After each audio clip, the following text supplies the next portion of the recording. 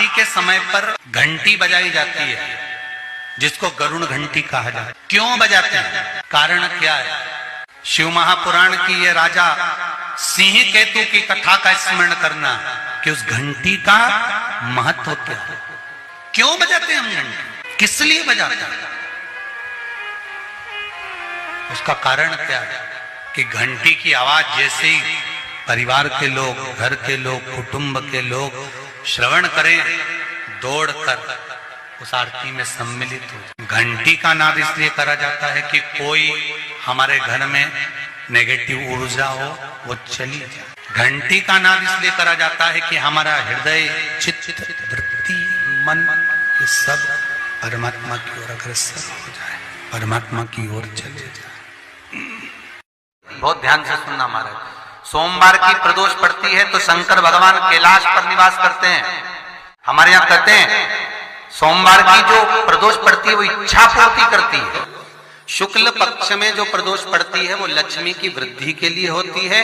कृष्ण पक्ष में जो प्रदोष पड़ती है वो रोग और बीमारी को मिटाने की होती है। तो जितने उपाय आपको प्रदोष के बताए जाते हैं उस हिसाब से आप करो कि शुक्ल पक्ष की प्रदोष है तो लक्ष्मी का कोई उपाय करना है तो हमें शुक्ल पक्ष की प्रदोष पे करना है। अगर हमें बीमारी से निपटने का कोई इलाज करना है या कोई उपाय करना है तो उसको कृष्ण पक्ष की प्रदोष पर करना। अब शुक्ल पक्ष की प्रदोष, उसकी प्रदोष का दिन था, बैठा हुआ था।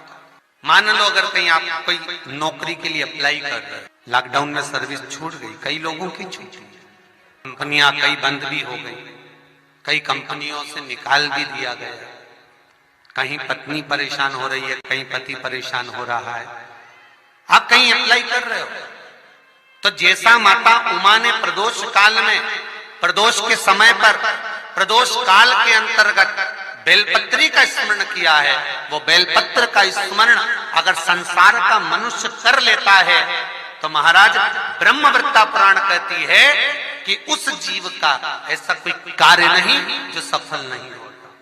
महाराज मेरा निवेदन रहेगा, किसी एग्जाम में आप बैठ रहे हो, इंटरव्यू के लिए जा रहे हो, किसी कार्य के लिए जा रहे हो, नौकरी नहीं लग रही, सर्विस नहीं लग रही, तो महाराज तांबे के कलश में 11 बेलपत्र को रखा जाए और तांबे के कलश में 11 बेलपत्र रखकर उसमें 11 सफेद पुष्प को डाला जाए। लाल चंदन घिसकर कटोरी में लेकर जाइए।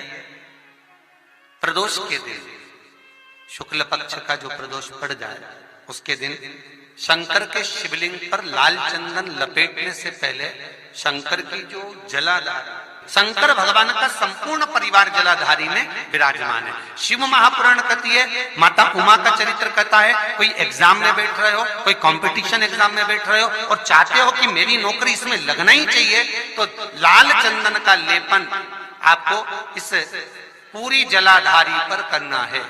लाल चंदन का लेपन पूरी जलाधारी पर करना। और महाराज जी जिस कलश में आपने घर से 11 बेलपत्र और 11 सफेद पुष्प जल के अंदर डालकर लाए हो, उसको आप चढ़ाएंगे तो इस तरह से चढ़ाएंगे कि उसका भाग हमें दिखे चढ़ते समय। ऐसे नहीं चढ़ाना, उसको चढ़ाते समय इस तरह से चढ़ाएं कि वो जल का भाग हमारी ओर गिरता हुआ।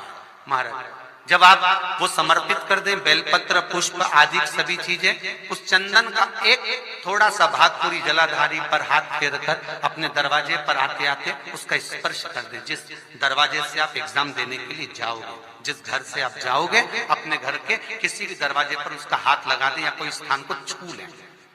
जिसको आप दरवाजे को खोलकर, दरवाजे को स्पर्श कर कर या दीवार को छूकर या अलमारी को छूकर, जिसको भी छूकर आप जाओगे उसका स्पर्श कर लेना।